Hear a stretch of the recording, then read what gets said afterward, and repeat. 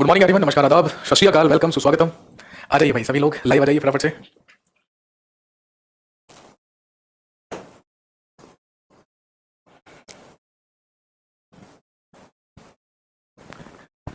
Ji, very good morning to all of you. जल्दी से मुझे बताइए हम कहां तक पहुंच चुके थे, उसके आगे से कंटिन्यू करते हैं। हम पढ़ रहे थे rise of new states in India. Bharat में नवीन राज्यों का उदय।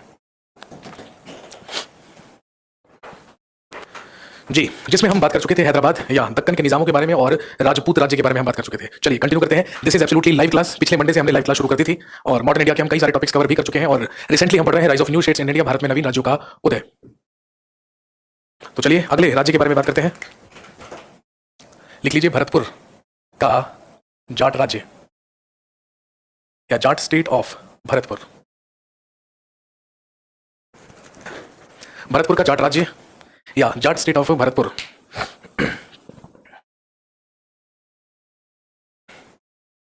सीपीयू की तैयारी करता हूं, जो आप पढ़ाते हैं उसे डेली याद करता हूं, अच्छी बात है। इससे अलग मुझे क्या पढ़ना चाहिए? पढ़ना नहीं, इससे अलग आपको क्वेश्चंस की प्रैक्टिस कीजिए।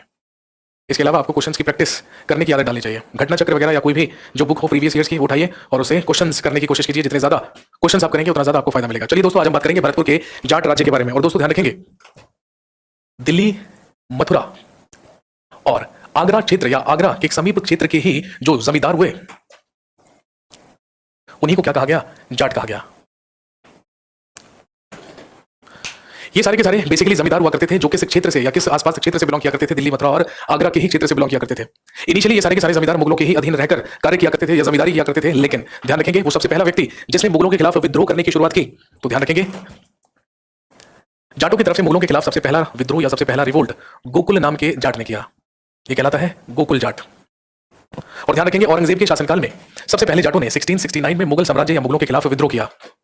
लेकिन गोकुल के बाद जो अगला महत्वपूर्ण सरदार जाटों का हुआ उसे हम राजा राम के नाम से जानते हैं। और दोस्तों ध्यान रखेंगे, 1686 में राजा राम जाट के नेतृत्व में विद्रोह हुआ। और दोस्तों ध्यान रखेंगे, हम सब जानते हैं 1686 ईस्वी में भारत का मुगल बादशाह कौन था? औरंगजेब। कहने का मतलब ये औरंगजेब के शासनकाल में हुआ था। और राजा राम जाट के ही नेतृत्व में जाटों ने अटैक किया, attack on Akbar's tomb, Akbar के मकबरे पर आक्रमण। जाटों ने मिलकर अकबर के मकबरे पर आक्रमण किया। और हम सब जानते हैं अकबर का मकबरा आगरा के ही सिकंदराबाद या सिकंदरा नामक स्थान पर है। और ऐसा इतिहासकार कहते हैं कि राजा राम जाट के ही नेतृत्व में। वाह क्या बात है। एक नालायक कह रहा है ये काफिर है। सर 18वीं शताब्दी कहकर 17वीं में अजीत सिंह पढ़ाए हैं। अबे नालायक आदमी, गधे, अगर मैं बात कर रहा हूं 1707 ईस्वी में अजीत सिंह ने मुगलों के खिलाफ विद्रोह किया, तो मुझे बताना जरा जो ईयर है 1707, ये कौन सी शताब्दी कहलाएगी? क्या ये 18th सेंचुरी नहीं कहलाएगी? अभी आप 2020 में है, तो आप 2020 को 20वीं शताब्दी कहेंगे या 21वीं शताब्दी कहेंगे? ऑब्वियसली 21वीं शताब्दी कहेंगे ना। तो अभी 21वीं शताब्दी चल रही है, लेकिन अभी हम 2100 तक पहुंचे थोड़ी है। और 18वीं शताब्दी का मतलब 1800 से संबंधित थोड़ी है। 1700 से बाद, 1700 के बाद जो 100 साल का समय है वो सब 18वीं शताब्दी कहलाएगी। सिंपल सी बात है। 1707 ईस्वी में अगर हम बात कर रहे हैं मेरे भाई, तो 1707 में औरंगजेब की डेथ हुई, इसको 18th सेंचुरी कहेंगे या 18वीं शताब्दी कहलाएगी। औरंगजेब के शासनकाल में राजा राम जाट के नेतृत्व में अकबर के मकबरे पर आक्रमण किया गया, जो आगरा के सिकंदरा नामक स्थान पर है। और ध्यान रखेंगे, इसमें लूट की गई और अकबर की अस्थियों को निकालकर उन्हें जला दिया गया। इसीलिए तो सवाल बनता है कि बताइए वो कौन सा मुगल बादशाह है जिसे पहले दफनाया गया और उसके बाद जला दिया गया? He was Akbar. क्योंकि जब अकबर के मकबरे पर जाटों ने लूट की थी तो उसकी कब्र को खोदकर अकबर की अस्थियों को निकालकर वहां पर जला दिया था। और ऐसा राजा राम जाट के नेतृत्व में हुआ था जब भारत का मुगल बादशाह था औरंगजेब। लेकिन ध्यान रखेंगे, राजा राम के बाद जो जाटों का राज्य था वो किसके अधिकार में आया? वो चूड़ामन जाट के अधिकार में आया। और अगर हम स्वतंत्र राज्य के रूप में बात करें तो भरतपुर राज्य को स्वतंत्र करके उसकी नींव डालने वाला ही कौन हुआ? चूड़ामन जाट हुआ। तो ध्यान रखेंगे, या आप लिख सकते हैं कि first independent ruler of Jats, जाटों का प्रथम स्वतंत्र जो शासक हुआ, जो स्वतंत्र रूलर हुआ, वो हुआ ही कौन? चूड़ामन जाट, जिसका पीरियड 1695 से लेकर 1721 तक रहा। ये कहलाता है चूड़ामन जाट।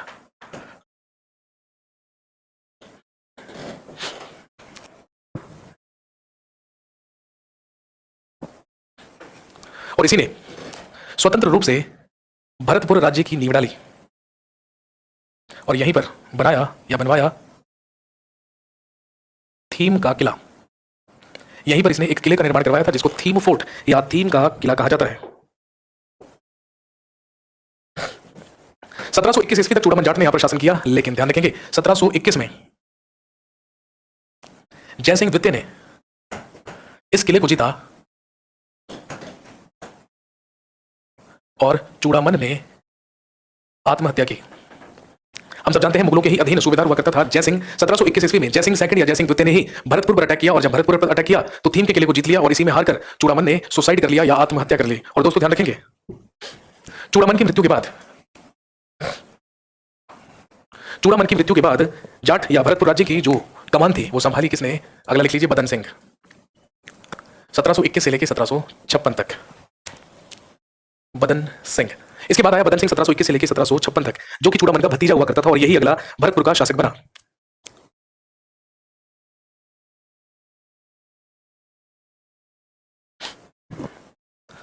और दोस्तों ध्यान रखेंगे, इसी को जाट साम्राज्य का एक्चुअल फाउंडर या वास्तविक संस्थापक माना जाता है।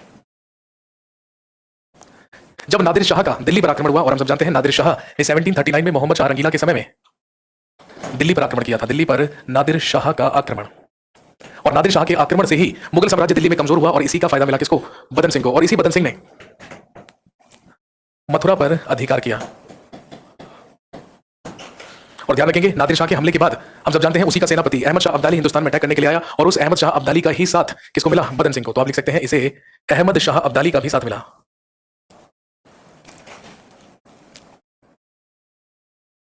इसे अहमद शाह अब्दाली का भी साथ मिला।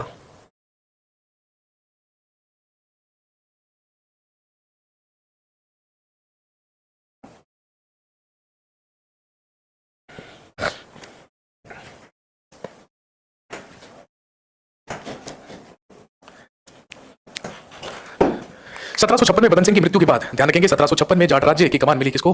सूरजमल जाट को। और सूरजमल जाट के ही समय में जो जाटों का साम्राज्य था वो मथुरा, आगरा, अलीगढ़ और मेरठ में स्थापित था। और ध्यान रखेंगे, सूरजमल जाट के ही समय में लोग जाटों को अफलातून या प्लाटो कहा करते थे। सूरजमल जाट के ही समय में अहमद शाह अब्दाली मराठाओं से पानीपत का तीसरा युद्ध लड़ने के लिए आया, और हम अच्छी तरीके से जानते हैं कि इनिशियली पहले सूरजमल जाट ने मराठाओं की मदद करने का वादा किया पानीपत के पहले युद्ध में, लेकिन दोनों के बीच में मतभेद हो जाने के कारण सूरजमल जाट ने अपने आप को अलग कर लिया मराठाओं से और मराठाओं की मदद नहीं की। और इसी के शासनकाल में हम सब जानते हैं 14 जनवरी 1761 ईस्वी में लड़ा गया थर्ड बैटल ऑफ पानीपत या पानीपत का तृतीय युद्ध, जो अहमद शाह अब्दाली और मराठाओं के बीच लड़ा गया। और हम सब जानते हैं मराठाओं का सेनापति सदाशिवराव भाऊ था, और सदाशिवराव भाऊ के ही समय में सूरजमल जाट से संधि हुई थी और सूरजमल जाट ने मराठाओं की मदद करने का आश्वासन दिया था, लेकिन सदाशिवराव भाऊ और सूरजमल जाट में मतभेद डिस्प्यूट हो जाने की वजह से अपने आप को पानीपत के तीसरे युद्ध से अलग कर लिया सूरजमल जाट ने। और हम सब जानते हैं अहमद शाह अब्दाली ने बुरी तरीके से मराठाओं की सेना को पराजित किया पानीपत के तीसरे युद्ध में। और इसी के बाद ध्यान रखेंगे इन 1763 सूरजमल डाइड, सूरजमल जाट की मृत्यु हुई। और जैसे ही सूरजमल मरा तो सूरजमल के मरने के बाद बहुत तेजी से जाट साम्राज्य का पतन हुआ। और ध्यान रखेंगे, सूरजमल के मरने के बाद भरतपुर का अगला राजा बना जवाहर सिंह। सूरजमल जाट के मरने के बाद भरतपुर का अगला राजा जवाहर सिंह बना।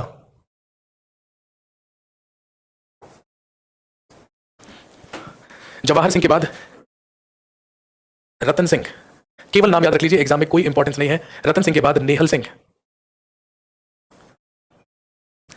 सूरजमल जाट के बाद जवाहर सिंह, उसके बाद रतन सिंह, उसके बाद नेहल सिंह, उसके बाद नवल सिंह।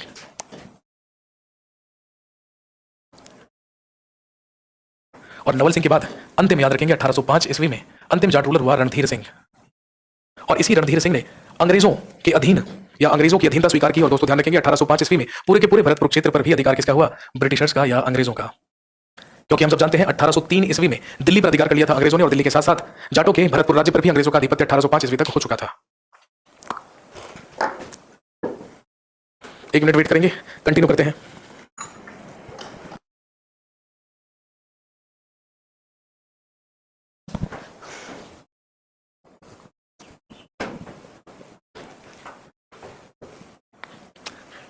चलिए आगे बढ़ते हैं।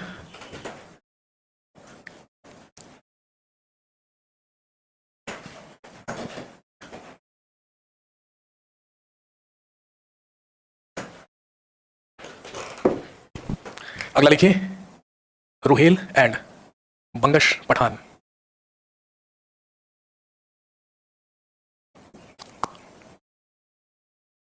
रुहेल और बंगश पठान।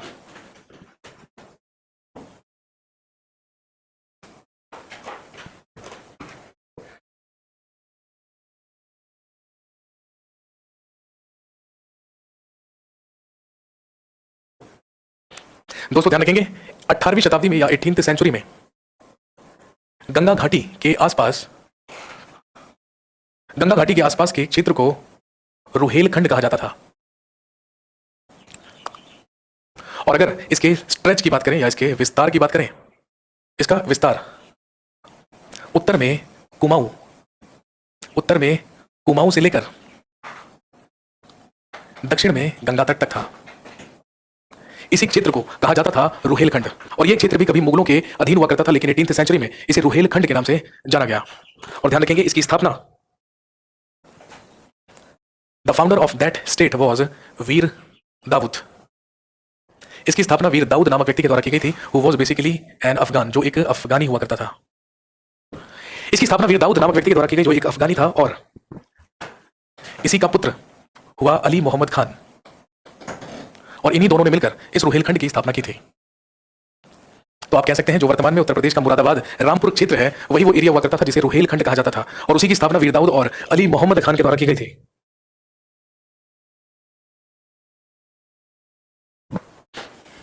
और ध्यान रखेंगे इसकी इनिशियल कैपिटल या प्रारंभिक राजधानी आंवला हुआ करती थी। इसकी प्रारंभिक राजधानी आंवला हुआ करती थी, जो वर्तमान में क्या कहलाता है, बरेली। लेकिन बाद में राजधानी को स्थानांतरित कर दिया गया, कहां पर, रामपुर में। अभी मैंने आपको बताया मुरादाबाद रामपुर क्षेत्र ही रुहेलखंड कहलाता है। तो इसकी पहली राजधानी बरेली हुआ करती थी, लेकिन बाद में उसे स्थानांतरित करके रामपुर कर दिया गया।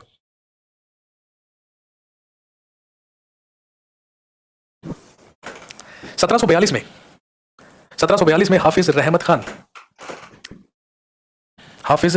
Khan became the ruler of Rohilkhand. 1742 ईस्वी में रुहेलखंड का राजा हाफिज रहमत खान बना।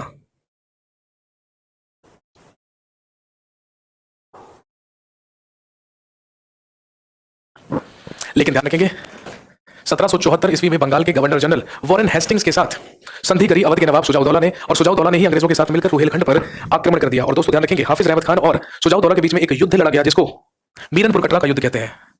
मीरनपुर कटरा का युद्ध जो हुआ रहमत खान और अवध के नवाब सुजाउद्दौला के बीच। और ध्यान रखेंगे इसी युद्ध में सुजाउद्दौला ने रहमत खान को पराजित करके रुहेलखंड के अधिकतर भाग पर क्या कर दिया, अधिकार कर लिया। और अब जो पूरा का पूरा रुहेलखंड था वो केवल और केवल एक छोटी सी रियासत में बदल गया, और वो छोटी सी रियासत क्या कहलाती थी, रामपुर कहलाती थी। और वो छोटी जो रियासत थी उसे कहा जाता था रामपुर रियासत।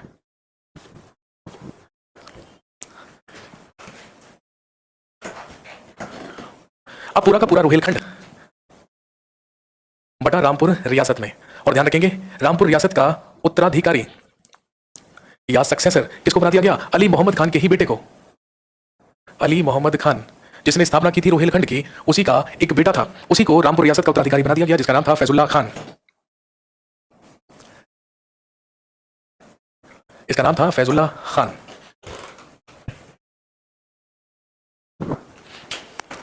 और हम सब जानते हैं इसके बाद ये जो रियासत थी ये किसके ही अधिग्रहण में या किसके ही डोमिनेंस में रही, अंग्रेजों के या ब्रिटिशर्स के डोमिनेंस में रही। तो ये रुहेलखंड क्षेत्र था जो आगे चलकर रामपुर रियासत कहलाती थी।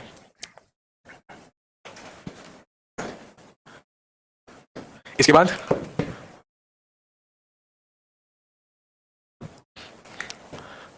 ध्यान रखेंगे मुगल एम्परर फरुखशियर के रूलिंग पीरियड में या फरुखशियर के शासनकाल में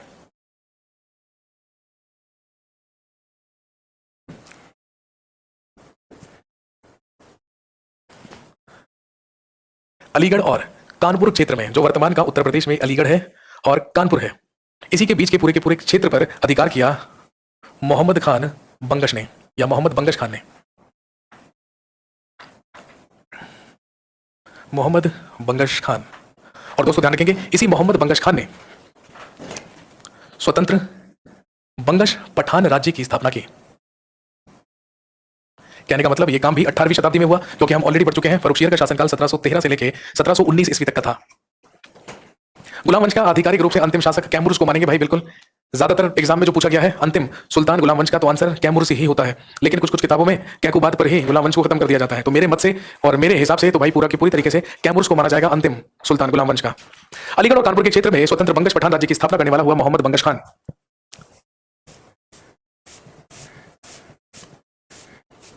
लेकिन ये ज्यादा समय तक स्वतंत्र नहीं रह सका। और क्यों नहीं रह सका? क्योंकि 1728 ईस्वी में बुंदेलखंड के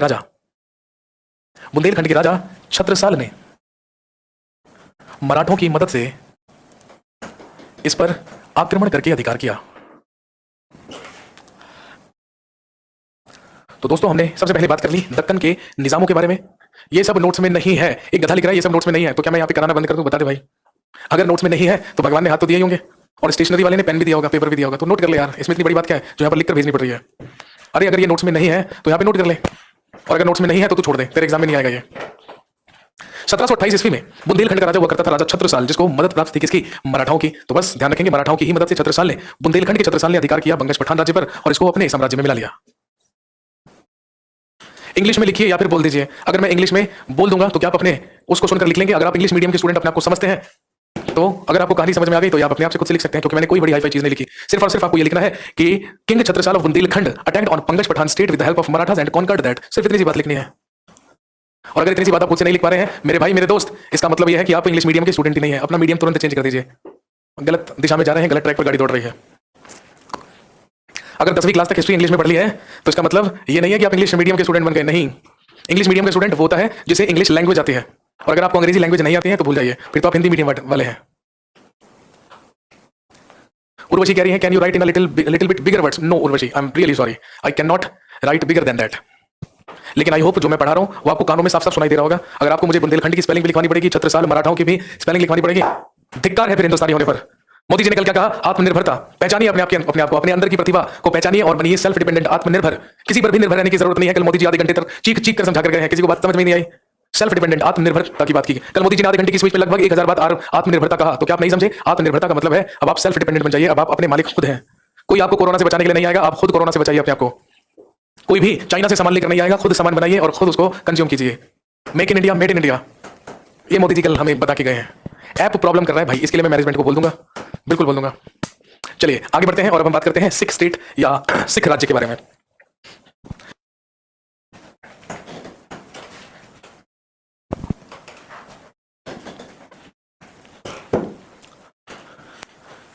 टॉपिक वाइज प्रैक्टिस बुक बता दीजिए। अच्छा, अरे बताया तो, बार बार तो बोलते रहे तो। वही घटना चक्र से प्रैक्टिस कर लो, किसी से भी कर लीजिए, कोई दिक्कत नहीं है। सब एक जैसे हैं, सब एक ही थाली के चट्टे बट्टे हैं, कहीं से भी प्रैक्टिस कर लीजिए।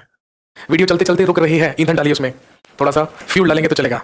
चलिए दोस्तों हेडिंग डालिए फटाफट से। सिख स्टेट, यहाँ पर सारे के सारे लोग ऐसे प्रॉब्लम बताते हैं अपनी कि जैसे पता नहीं क्या हो गया हो। अब मैंने आपको बता दिया है, आत्मनिर्भर बनिए, सेल्फ डिपेंडेंट बनिए, हमारे भरोसे रहना छोड़ दीजिए। लूसेंट ऑब्जेक्टिव मेरे भाई, लूसेंट ऑब्जेक्टिव जो बुक है उसके अंदर सारे के सारे जो क्वेश्चंस हैं वो एनडीए वाले, सीडीएस वाले, सीएपीएफ वाले क्वेश्चन से ज्यादा है। अगर आप यूपीएससी की तैयारी कर रहे हैं या यूपीएससी के किसी एग्जाम की तैयारी कर रहे हैं तो आप लूसेंट ऑब्जेक्टिव बुक ले सकते हैं। अगर आप एसएससी की तैयारी कर रहे हैं तो भैया घटना चक्र ही लीजिए, क्योंकि जब आप लूसेंट ऑब्जेक्टिव बुक देखेंगे तो उसमें एसएससी में आया हुआ क्वेश्चन एक पेज पे एक आधी मिलेगा। तो I would recommend Kiran publication लीजिए, अपनी क्या नाम है आरवाईपी की, राकेश यादव पब्लिकेशन की जो जीएस की बुक आती है जिसमें क्वेश्चन होते हैं ऑब्जेक्टिव, वो बहुत बढ़िया है। जी हाँ बिल्कुल ठीक है। 7300 RKY। अब देखो पहले मेरे से पूछ रही है कि बुक बता दो, और जब मैंने बुक बता दी तो मेरे से पूछ रही है 7300 ठीक रहेगी, है ना? मेरे सामने होती है तो मैं तेरे को 1 किलो जलेबी बनाने की सजा देता, 1 किलो जलेबी बनवाता मैं तुमसे। किताब ऑलरेडी है ना, लेकिन फिर भी टीचर को दुखी करने की आदत है। 7300 ठीक रहेगी? जब 7300 ठीक रहेगी तो मेरे से पूछ क्यों रही थी? गुस्ताख लड़की, देश निकाला दे दिया जाएगा तेरे को भी। चलिए आगे बढ़ते हैं और बात करते हैं सिख स्टेट और सिख राज्य के बारे में। और हम सब जानते हैं सिख राज्य की बात जब हम करते हैं तो हम बात ही कहां से शुरू करते हैं? सिखों से बात करते हैं। और हम सबसे पहले सिख गुरुओं के बारे में बात करते हैं।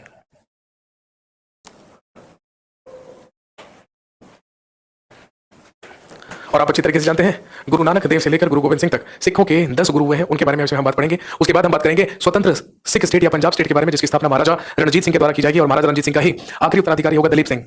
तो ये हम बात करेंगे इसमें।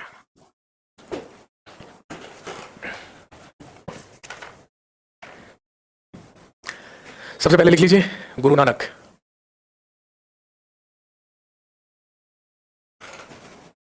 जो कहलाते हैं भारत में फाउंडर ऑफ सिखिज्म या सिख धर्म का संस्थापक ही किन्हें माना जाता है? गुरु नानक देव को माना जाता है। दोस्तों ध्यान रखेंगे गुरु नानक का जन्म 15 अप्रैल सन 1469 ईस्वी में पंजाब के तलवंडी नामक ग्राम में हुआ था। पंजाब का तलवंडी। और यही तलवंडी वर्तमान में कहां पर है? पाकिस्तान में है, जो क्या कहलाता है? ननकाना साहिब। इसी स्थान को ननकाना साहिब कहते हैं और ये वर्तमान में पाकिस्तान में है। एक आदमी जागा है भाई, सर कब से क्लास चल रही है आपकी ऑनलाइन? अरे अभी तक कहां था तू भाई? अभी तक कहां था तू? इटली में लोगों को बचाने क्या हुआ था? 2 हफ्ते, दूसरा हफ्ता चल रहा है, लाइव क्लास शुरू हुए, ये अभी तक सो ही रहा था। इसने करियर बिल एप्लीकेशन डिलीट कर दी थी, इसने पबजी डाउनलोड कर लिया था, है ना? और ये नालायक पिछले 8-10 दिन से पबजी खेल रहा है। पंजाब के तलवंडी नामक ग्राम में जन्म हुआ था गुरु नानक देव का। और दोस्तों ध्यान रखेंगे, ये एक खत्री परिवार में पैदा हुए थे। इनके पिता का नाम कालू जी मेहता, इनके पिता का नाम था कालू जी मेहता, और इनकी माता का नाम था तृप्ता देवी।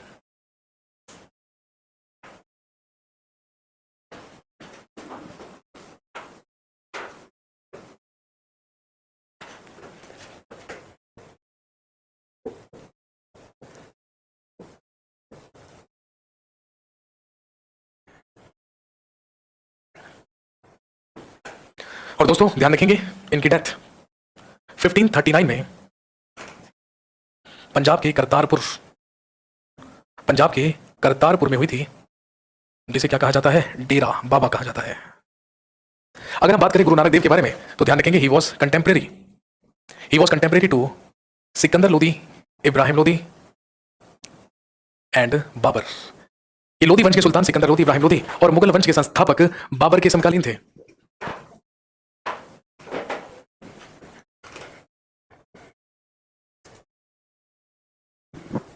और दोस्तों ध्यान रखेंगे, गुरु नानक देव के ही समकालीन 2 और धर्म गुरु हुआ करते थे। एक का नाम था चैतन्य महाप्रभु, इन्हीं के समकालीन थे चैतन्य महाप्रभु और कबीरदास।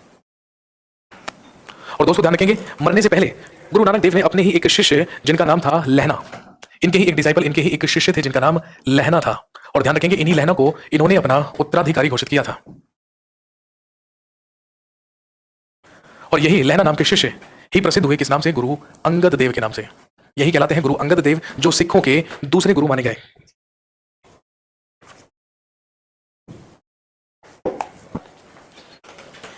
और दोस्तों ध्यान रखेंगे, गुरु नानक देव के ही द्वारा गुरु का लंगर प्रथा की शुरुआत की गई थी।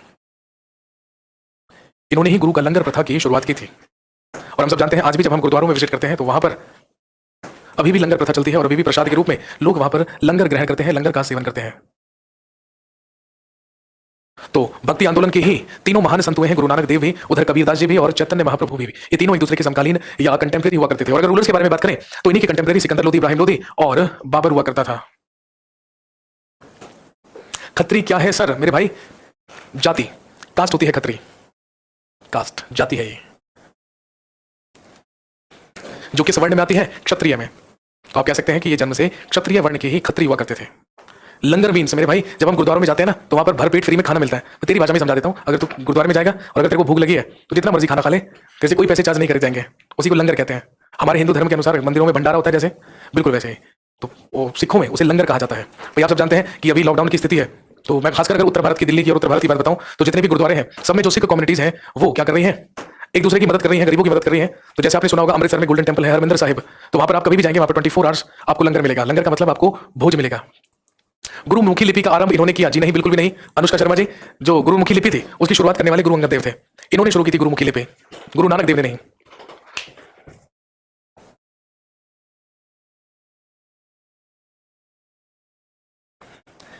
इसके बाद लिखिए गुरु अंगद देव।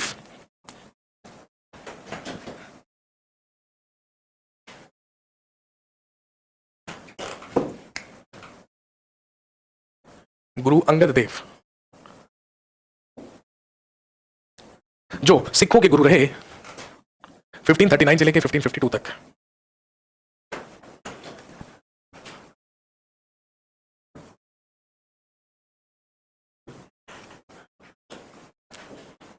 ये देखिए उदयवीर जी ने बता दिया है, बिल्कुल सर, लॉकडाउन में ड्यूटी थी, गुरुद्वारे से खाना आता था, मैं सीआईएसएफ में हूं। जी बिल्कुल बिल्कुल आता था। और गुरुद्वारे ही क्या, और भी काफी सारे धार्मिक संगठन हैं जो आकर लोगों की मदद कर रहे हैं। और डेफिनेटली जो लोग योग्य हैं और जो लोग कर सकते हैं उन्हें डेफिनेटली ऐसी स्थिति में मदद करनी चाहिए। अब अगर ऐसी स्थिति में भी ह्यूमैनिटी, मानवता नहीं दिखाओगे तो फिर मानव होने का क्या फायदा?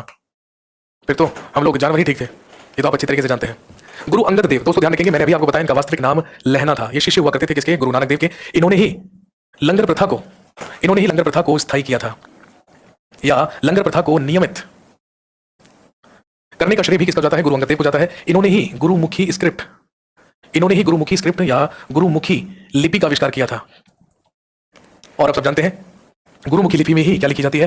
पंजाबी भाषा लिखी जाती है। जो पंजाबी भाषा है उसको लिखा ही किस लिपि में जाता है? गुरुमुखी लिपि में। बिल्कुल वैसे ही जैसे हम सब जानते हैं हिंदी और संस्कृत भाषा को देवनागरी लिपि में लिखा जाता है।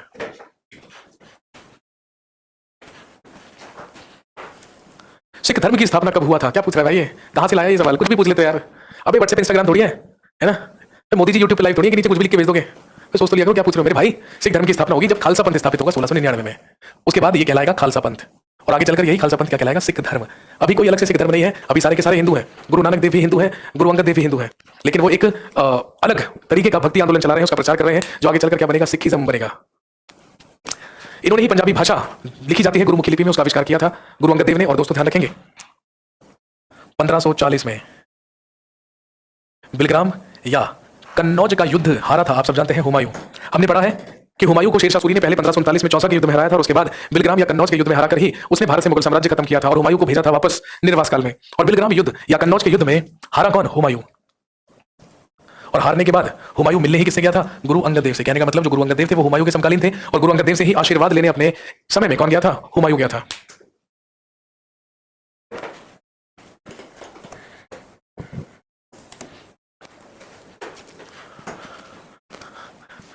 चलो कहानी को वहीं पर रख दो, कल फिनिश करेंगे 6